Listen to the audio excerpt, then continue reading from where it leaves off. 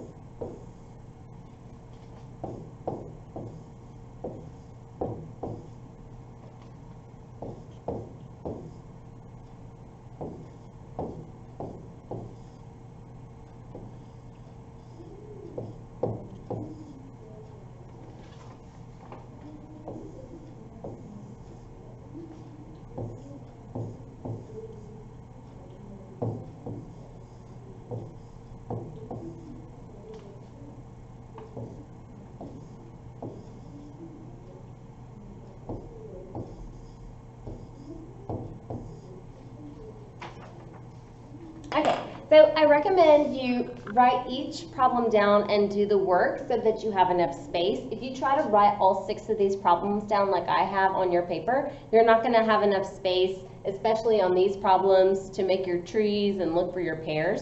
So just write each problem down one at a time and work it out so that you have enough space. All right, so look at this.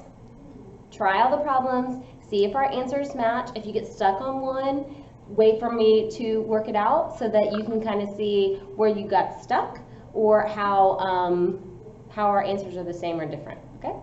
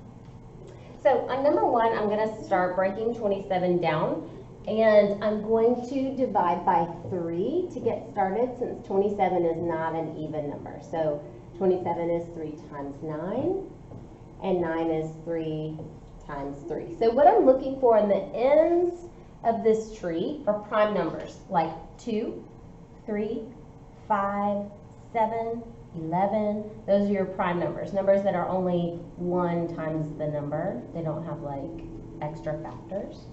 So 27 is 3 times 3 times 3. What we're looking for to simplify this is pairs of numbers, like a pair of shoes, only 2 of them. So I have a pair of 3s. One of those 3s can come out, and then there is a 3 left over. So anything that doesn't have a twin stays in. So the answer here would be 3 root 3. 180, I'm going to start breaking that down. I'm going to divide it by 2. 2 and 90. 90 is 2 and 45. 45 is 5 and 9. 3 and 3. So I know I'm done because all of these ends of the trees have prime numbers. So 180 is 2 times 2 times 5 times 3 times 3.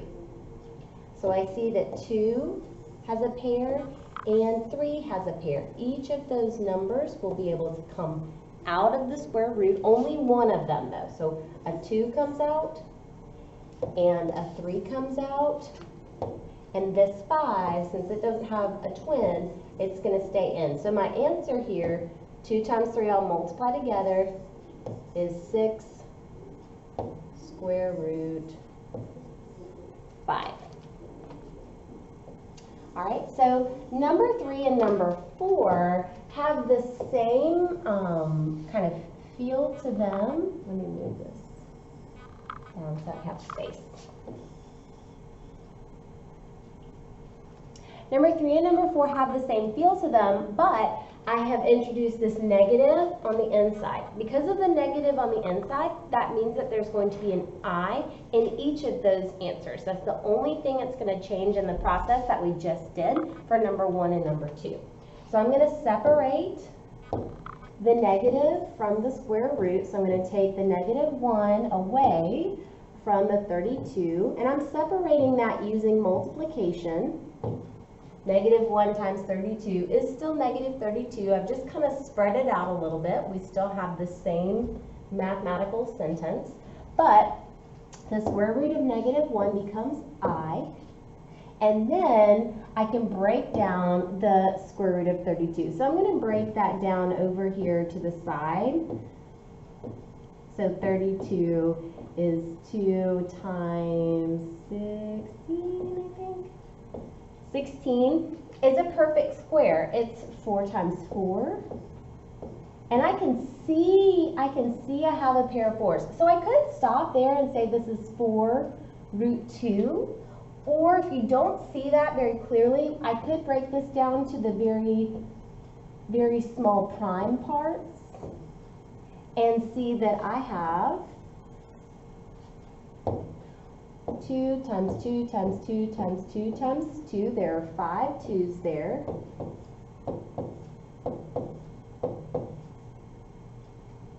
And I can take out pairs of those 2's. So 2 from here and from here.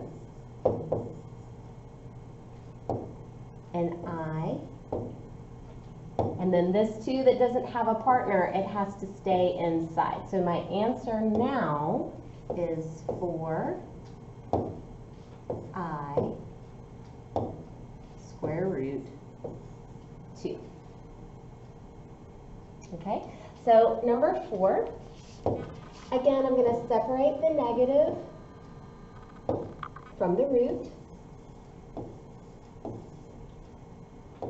Now this problem should be a little bit easier because 36 is one of our perfect squares. If you have memorized your perfect squares, 1, 4, 9, 25, 36, those special numbers should pop out at you. 36 is 6 times 6. Oops.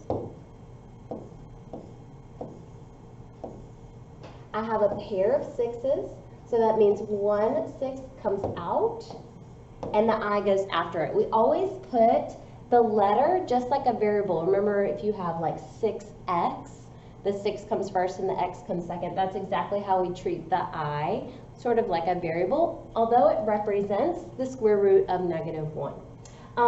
But I will also say, maybe you don't have your perfect squares memorized. Maybe you needed to break that all the way down. If you need to see that, the work would look like this. 36 Let's divide by 2 to kind of keep things simple. So 2 and 18, 2 and 9, 3 and 3. So if you broke it all the way down, it's 2 times 2 times 3 times 3. And I have one pair of 2's, so a 2 comes out. One pair of 3's, so a 3 comes out. Nothing left over, so nothing stays in. I don't need the square root anymore. So that's why we get to the answer of 6 here with our I, because of the negative inside the square root. All right, so then the next topic that we moved on to, once we kind of got used to what I meant, we see that when we have I, we are going to treat it just like a variable. So in notes number 3, really we're just combining like terms. So like terms in this case, we have real numbers. So I would take 10 plus 7, we're adding, just adding, 10 plus 7. And then I would take that imaginary part, so I've got a positive 2i plus a negative 9i, or just minus 9i. So I can combine the real parts and I can combine the imaginary parts. And this is standard form for a complex number. The real part always is written first. So the numbers without letters are written first. 10 plus 7 gives me 17. And then I can combine positive 2 minus 9 would be negative 7i. So the real part comes first and the imaginary part comes second. And I cannot combine those because they are not like terms. These are real, these are imaginary, you keep them separate. I can't combine that and say it's like 10i or something like that. They're two separate parts. So that's addition. Now subtraction has an extra step. Because this is subtraction,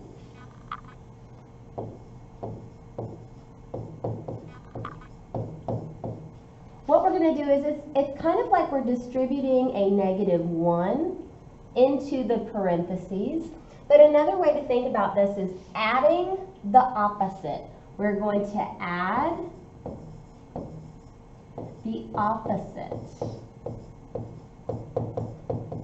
And what I mean by that is this right here in this parenthesis, this is a positive 6 and a negative 3i. Well, because of this minus sign here, I'm going to add the opposite of what was there. So we're going to change the signs. This becomes plus, this 6 becomes negative, and this negative becomes positive. So all the signs inside the parentheses change. And now I can combine like terms like we did above. So I have 12 plus negative 6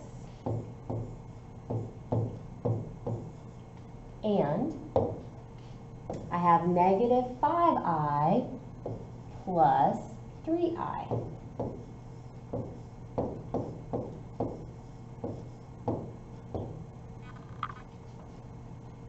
So 12 plus negative 6, or 12 minus 6 should be 6. And negative 5 plus 3 should be negative 2i. Keep those separate. The real part comes first and the imaginary part comes second. So these are the 3 concepts that we learned last week and that we're going to practice today in your Delta math assignment. So you'll see day 6, it says simplify radicals with negative radicands, I think, and then add and subtract complex numbers. So that's your practice for today. We're here for you if you need us. Please be in your live session or shoot us an email if you have a specific question that you would like answered one-on-one. Thanks, guys.